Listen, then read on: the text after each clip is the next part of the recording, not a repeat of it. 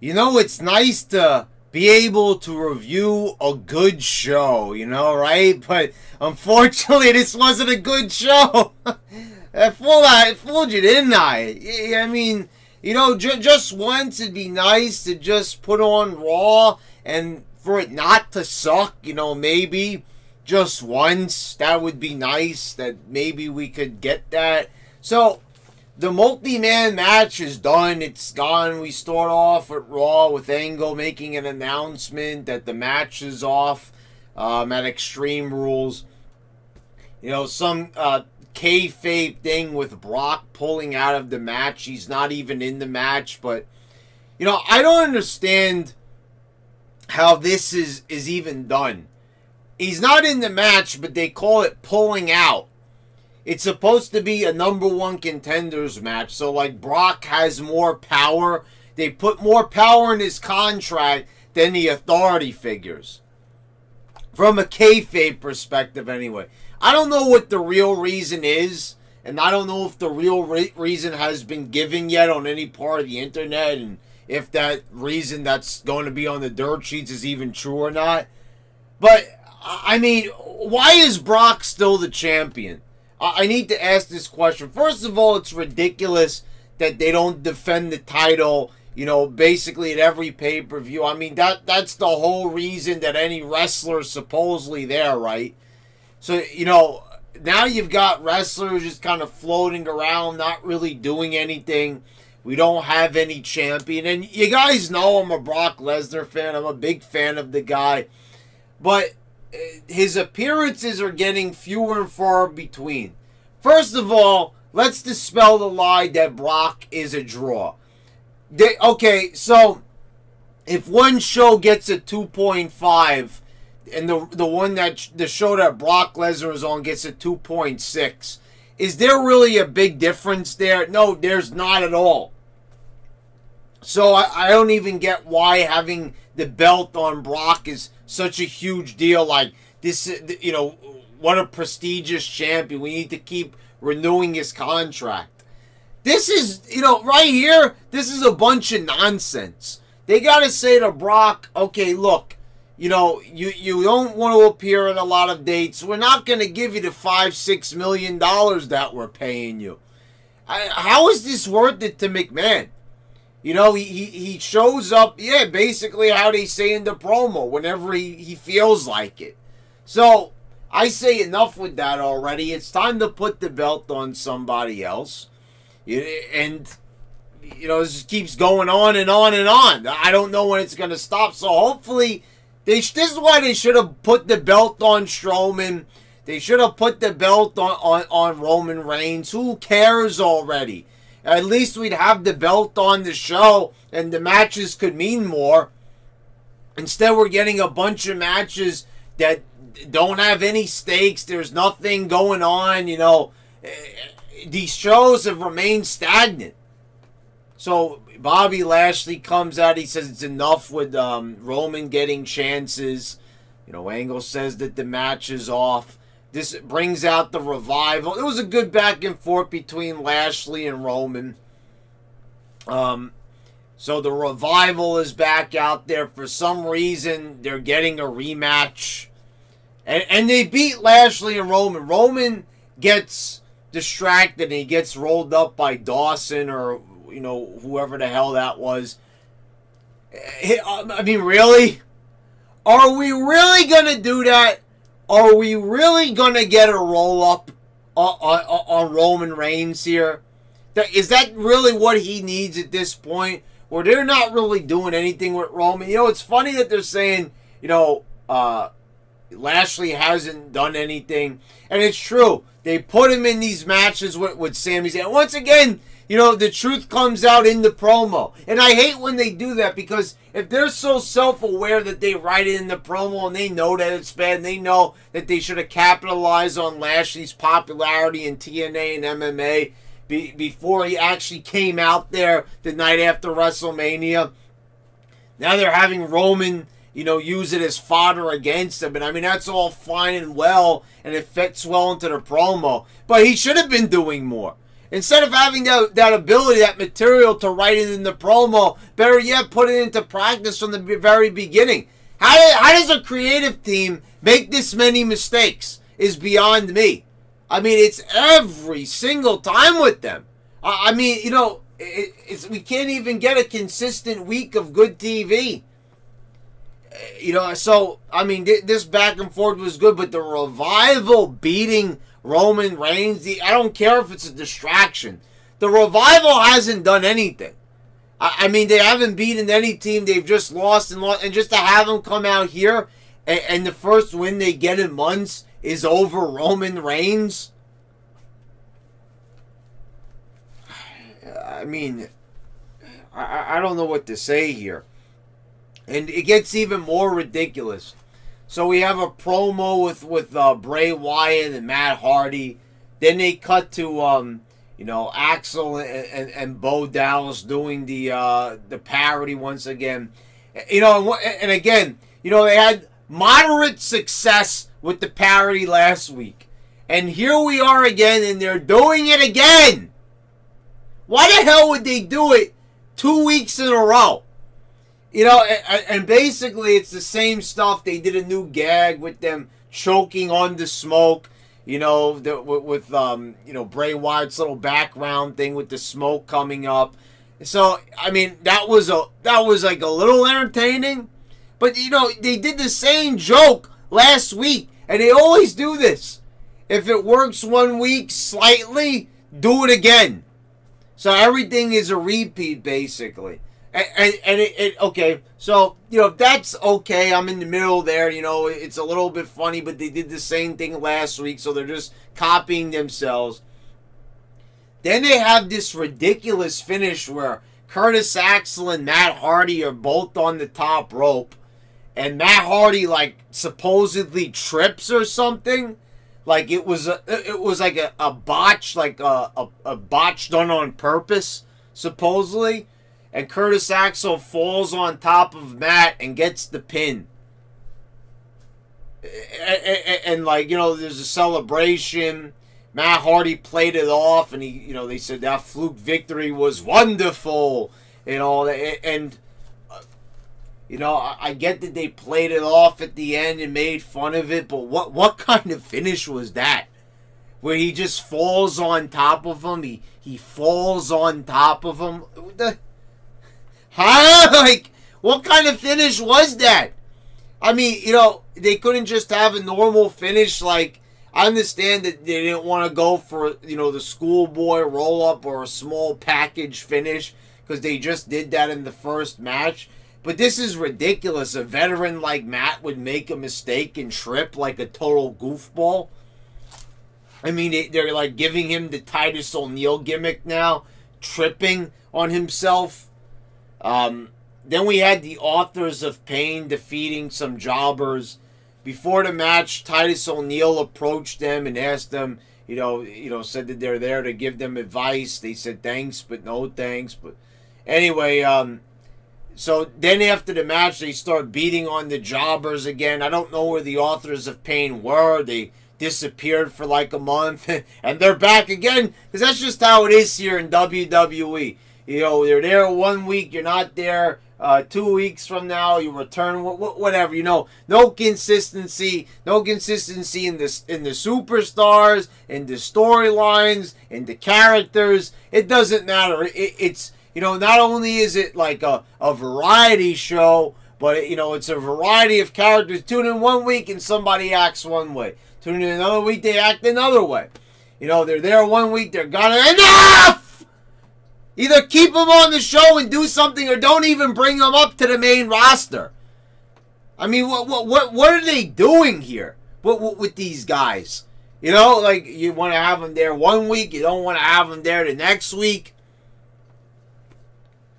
Then Titus O'Neil and Apollo Crews run out, and they bail out of the ring. The Authors of Pain, who are twice the size of even Titus O'Neil, are running away. Their first real feud with the company.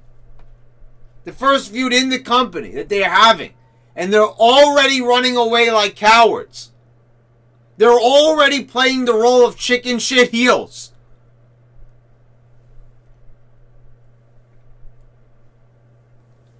Why? Why do they have to ruin every fucking person? Every single person that comes out there, they have to ruin. Why? What is going on here? Every single person that they bring out there, they always have to end up ruining. They wasted no time with the Authors of Pain. They just got back after a hiatus. And they're already running away. Backstage, we had some very horrible rehearsed promo with a little segment backstage. We had, you know, Kurt Angle and Corbin, and then Balor walks in. You know, he says that he's upset about the match being called off. He walks in, okay, so he walks in and he's mad because he's not gonna get you know, a chance to get a shot at the title against Brock with the multi-man match. Okay, understandable. So why is he smiling? Hey, hey, hey, hey, hey. Hey, hey,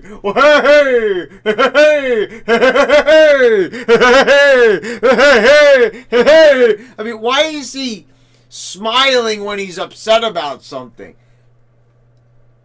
Smiling. Hey, hey, hey. Why is he smiling if he's upset? Does the man even know the reactions? Did he match the facials? Okay. Then he does the most rehearsed joke I think I ever heard. You know, does your manager at TGF Fridays know that you stole that vest?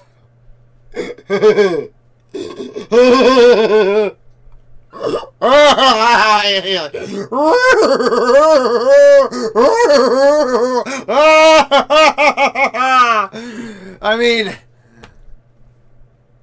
the way how he spoke that line, it was super rehearsed. And oh my God, then Strowman comes in and he says that, you know, he wants to partner up with Owens to take on Corbin and Balor. You know, it was supposed to be because Angle and Corbin were talking about combustible tag teams. You know, so I don't know. So, you know, they're doing the same match from last week, but just crossing the partners. Alexa Bliss is cutting a promo in the ring with Mickie James. You know, Mickie James is just a sidekick at this point. You know, it still makes no sense why they're friends. They hated each other late last year. Now they're buddy-buddy. It's never been explained, but whatever. We're far past that point. You know, that's the least of our worries. Basically, you know, why Mickie James is so friendly with Alexa Bliss out of the blue. You know, we've gone for months without an explanation, whatever. You know, so she's gloating about Ronda Rousey. And sure enough, I was right. Rousey's not there. You know, nothing with Rousey trying to get into the building, being a badass. You know, trying to do it Stone Cold style. You know, maybe try to, you know, fight her way through security to get at Bliss, to get her revenge. You know, she's suspended. No, they're just going to play it cool. So, we're probably not going to see Ronda Rousey until probably, you know, Extreme Rules, or probably after Extreme Rules, you know, because they're going to play it, you know, 23 days, okay? So, so Natalya comes out and she says that only 23 days until her training partners return. So, you know, we're going back now to pushing it, because now Rousey's not there, so it's going to be like Natalya stepping in. So here goes Natalya push, try number 63. You know, don't adjust anything with her character. Don't make anything more interesting about her. She's still the same bland, normal, you know, Natalya. She brings out, she's going to have a match with her. She brings out Nia Jax. Natalya ends up getting the win, getting Alexa Bliss to tap out. You know, She just won the title, and she's already tapping out in the most emphatic victory possible. So, you know, that's all fine and well. You know, she just won the belt. Instead of rebuilding her as champion once again, you know. First of all, I don't even know why they took the belt off of her just for her to win it back. I mean, that was a good finish and everything that we had, you know, at Money in the Bank, but I don't know what to tell you. You know, they do what they want to do, basically. When you watch an episode of Raw, SmackDown, or pay-per-view, don't expect a lot of things to make sense, because we're dealing with some really dumb writers that have no idea what the hell they're doing. The Riot Squad defeated Bayley, Sasha Banks. Yeah, I actually know what? I'll go with that. Sasha Banks. Because I can't stand Sasha Banks. She's kind of like Jar Jar Binks in a way. Sasha Banks. Let me know in the comments if you like that name that I just totally made up by accident right here by just flubbing my lines here. Sasha Banks and Ember Moon. So, you know, we don't even know anything about Ember Moon. She's just out there thrown in there. Hey, you know, she's a girl with crazy contacts and a tongue piercing. You know, let's all get behind Ember Moon. Okay. So they end up losing the match. Bayley then tackles Sasha and starts beating the shit out of her. You know, this beatdown went on forever. It went on for like 3 hours. But whatever. The crowd was cheering for Bayley, you know, which is just insane because it's supposed to be like a heel turn. You know, I don't really see the difference between last week that, like, Sasha was beating on Bayley, and now, you know, Bayley's being on Sasha. So now she has to supposedly go for counseling. And Bayley brought up a good point. She says, why doesn't Sasha have to go? Because since Sasha beat up on her. So it's so weird. So it's like they're just they beat each other up last week. They're throwing each other into stuff. Then they start talking calmly again. Now Bayley's back to beating her up. This has got to be one of the craziest things I've ever seen, where it basically exposes how bad creative is. Where they're doing one thing, they're doing another thing. Somebody's, you know, fighting, and then they're not fighting, and then they're talking, and then they're fighting, and they're talking. Like, can we at least just stay focused on one thing? Just like, why couldn't they just be, you know, rivals the whole way? Oh, we're going to be friends, and now we're frenemies, and now we're begrudging partners. Stick to one thing, and forget about doing everything else. Okay, so, you know, it's a good point. Why does she have to go for counseling and Bayley doesn't? I'm kind of failing to understand. I mean, why does Bayley have to go and Sasha doesn't? You know, Kurt Angle says it's because, you know, she almost put her in the hospital. Okay, well, you know, I guess it all depends on who does the most vicious attack. That's the person who's going to end up being heel. I don't know. I thought that Sasha would have been the better pick to be heel, since everybody hates her anyway, and she's the one that dislikes taking pictures with fans, and she gives the stupid boo-boo face and all that earned her a bad reputation. Now, I thought a good little touch if Bayley was going to, you know, be the heel here, if that's even where they're going with this, or it's just kind of like she got a little frustrated. You know, she could have taken her hair out of that ridiculous side ponytail. You know, that would have actually been a good statement. But they didn't take that route, of course. So, you know, now we're just kind of left wondering again. I don't even care, but, you know, they could have at least had that just as a little thing to play off of. Like, oh, she took out the ponytail. She means business now. Mojo Rawley then comes out. You know, No Way Jose comes out. Mojo comes out, says he's not going to give No Way Jose a rematch. And instead of talking to No Way Jose, he talks to the guy dressed as a cheeseburger. And he tells him, you know, you don't deserve to be here. Why do you think you're a superstar? This was a little bit weird. I mean, Mojo presented himself well, and I said that I'd be willing to, jump on a Mojo bandwagon or something, whatever, because I like Mojo's look.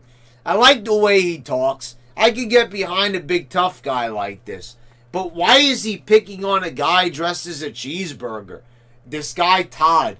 And then the crowd starts chanting for Todd, which just makes Mojo look really bad. I saw somebody writing on YouTube that, Todd is more over than Mojo, and it's a good point. Todd got more, baby face heat, more of a crowd response than Mojo got heel heat. And at this point, there's either a drastic problem wrong with creative, or these fans are just a bunch of assholes, basically. And it's both. So Mojo just ends up, gives the elbow to No Way Jose and ends up leaving. He denies him a rematch. So pretty much that was a pointless segment. I don't know what was gained there. They were trying to play Mojo off as a bully. And it's funny. So I got to talk about Wade Keller here for a minute, because I always got to see what Keller says. So the first thing that Keller says is that Roman Reigns was being a dick. But, okay, you're going to understand why I'm bringing this up right now. I know I'm talking about Mojo, but he brought up one good point and then he made a really bad point. There was a point earlier in the night where Roman Reigns called Lashley Bob instead of Bobby or Lashley. And he said that was rude and a dickish thing to do. It's dickish to call him Bob. It's dickish to call him Bob. Really? It's dickish to call him Bob? Okay, so, but he made a good point. It's dickish to call him a shorthand of his name. So, then he makes the point that they're showing Mojo with Becky Lynch in the Special Olympics thing. And here he is bullying a guy named Todd. It looks totally ridiculous that they have heels going to these events. And I know that the age of kayfabe is pretty much dead, but we still have some pretty clear-cut baby faces and heels besides Bayley. And so why are we doing this? We're going to, I'm such a great person. I'm helping out the mentally handicapped. Then fast forward like an hour, and then you see Mojo bullying somebody. Can we get our priorities straight? I mean, he's a bully. He's a great person. I don't know. I don't know what side of the coin I'm supposed to believe. Then we had the match with Strowman and Owens defeating Baylor and Corbin by countout. So, Corbin and Balor just ended up fighting on the entrance ramp. And, Owens then is happy. He says, see what we can accomplish as friends. Then he goes to shake Strowman's hand, and then he just runs away from him. So, backstage, Strowman is asking, where Owens is. And the guy backstage doesn't know, who Owens is. He's there, but he doesn't know who Owens is. What? He's there in the arena, and he never heard of Kevin Owens. He said he's the guy with the bowling ball underneath his T-shirt. I'm just saying, if the fact that he can even speak that line should just kind of clue Owens into he needs to get into shape. I mean, remember when Big Show was at WrestleMania 2000? And I think he might have appeared at Backlash in the year 2000. And then they sent him away because they said he was out of shape. And you look at the Big Show, and it wasn't like he was in really bad shape. Like, he didn't have, like, a really big gut or anything like that. It was just like, he was just a little bit too heavy. And they were like, okay, you just need to get in a little bit better shape. So we're sending you away, and then he came back. Now, you look at a guy like Kevin Owens that's totally out of shape, and they're not sending him away, and they're just joking about his weight. Vince McMahon last year was joking about his weight. Here's Strowman's joking about his weight. So why, now it used to be like fitness was a major thing with Vince. And the thing is, people knock it, but I see why. These guys are out there for endurance. These guys are out there, you know, and they got to look good. They're there with their shirts off. Now, Owens has his shirt on. I get that. But it's like, you know, and people will always make the argument, oh, Vader, oh, Mick Foley and everything. Well, he's not Mick Foley. And the thing is, Vader was a powerlifter. So if anybody understands about powerlifting, you're going to understand that those guys don't have six-pack abs. So I don't want to hear these arguments there because they're always totally ridiculous from all the smarks that want to just, you know, be able to excuse Kevin Owens' bad sense of physical fitness. So then we get into the scene where there's valet parking at the arena for the wrestlers all of a sudden. You know, we saw this like a few weeks ago briefly. I didn't mention it, but here we go again. He's asking for his keys. What a bad valet. He gives them to Strowman for whatever reason. Then he says, I hope you got good insurance. And then, you know, they pan behind Owens and his car is flipped upside down. And then, you know, Strowman just laughs at Owens. And Owens, like, does this face like he looks like he's going to cry. And I felt really bad for Owens here. I did. I was like, you know, I'm feeling bad for the heel. He didn't do anything wrong. All he wanted to do was, you know, be friends with Strowman.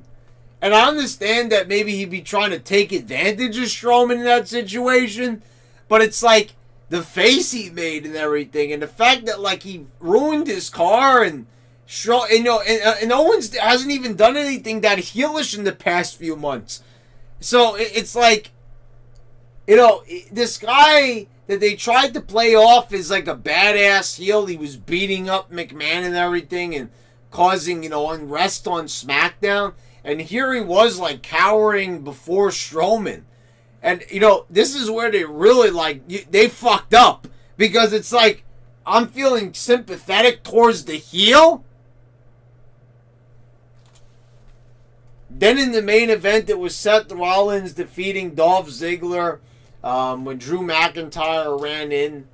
You know, I didn't believe this run-in for a minute because it was after the Falcon Arrow, and Seth Rollins has never beaten anybody with the Falcon Arrow. So I don't understand why the run-in took place on that and not after, like, the curb stomp or the knee or something like that. This brought out Roman Reigns. Roman Superman punches Drew McIntyre out of the ring, and that's it. So, you know, instead of maybe, you know, and okay, I don't get this. So we've got a situation with Bobby Lashley and Roman, and now Roman's now entering into a feud with Ziggler and Drew McIntyre. Like I said, consistency.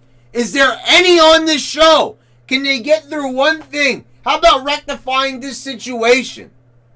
Why not just taking the title off for Brock? Who the hell cares anymore? I say just strip the guy. It's a bit ridiculous to say the least. So, you know, now we're just going to abandon ship and just, you know, jump into some tag feud already. Hey, guys, remember the Shield? Remember that reunion? Okay, well, that already faded away. Now we're back to it again. And by the way, where is Dean Ambrose? Is he still injured? I don't know, guys. Anyway, this Raw, like, no Ronda Rousey trying to break into the building. No creativity whatsoever. You know, this was just a really bare bones show. There was nothing to show for it. There was nothing that happened. You know, what a beginning of the show that, like, we're not going to have the match we promised and not even have anything else, you know. So we're going to have Lashley and Roman at the pay-per-view, but there's, like, no stakes. They didn't even say it was for the #1 contendership. So we're just not having the match. We're just not going to decide a #1. You know, it's like the title even going to be on the line at SummerSlam. I mean, it would have to be, I would think. But this is just ridiculous already. Take the title off for Brock. It's totally ridiculous that we're sitting around. These matches don't have stakes. There's nothing going on the show. There's no excitement. There's nothing, you know, on the horizon for anybody. I'm just like, at this point, the show is totally worthless. There's no point to it. It just, like, why did this show even have to happen? You know, they could have just announced that on the internet, just the same way. They always have Paul Heyman show up and announce stuff for Brock. But this week, it's just like, nah, we're not going to get Heyman. You know what we do instead? Just have him announce it on Facebook, of all places. A big announcement like that. And, you know, and it's a cancellation, which shouldn't even happen, by the way. So it's like everybody that paid tickets to Extreme Rules, I know it says card subject to change, but the fucking main event? Whatever. It's like, did I really even want to see that match anyway? There you go, guys. There's your Raw review. You know, we learned something new from Wade Keller. You know, it's a dick move to call somebody who's named Bobby Bob. So remember, guys, if you got a friend called Bob, don't call him Bob. Call him Bobby. Or better yet, save face and call him Robert, I guess. You know, make sure. I mean, like, should we call him Robert Lashley just to be safe? Don't want to offend anybody. I mean, Wade Keller is like a joke, you know, like a joke in on itself, basically. He's a caricature of Wade Keller at this point. Ooh, wrestlers shouldn't be mean to each other, even though they're arguing in the ring. Whatever. We could do a Wade Keller rant another day. Anyway, guys, thank you for watching. Check out some of my other videos on this channel. As I said, if you're getting sick of the WWE content, I've got plenty of gaming content that you could check out as well. So check this stuff out, guys. Anyway, this has been your YWC champ. And I'm signing out. Oh, yeah, and subscribe and click the bell, please.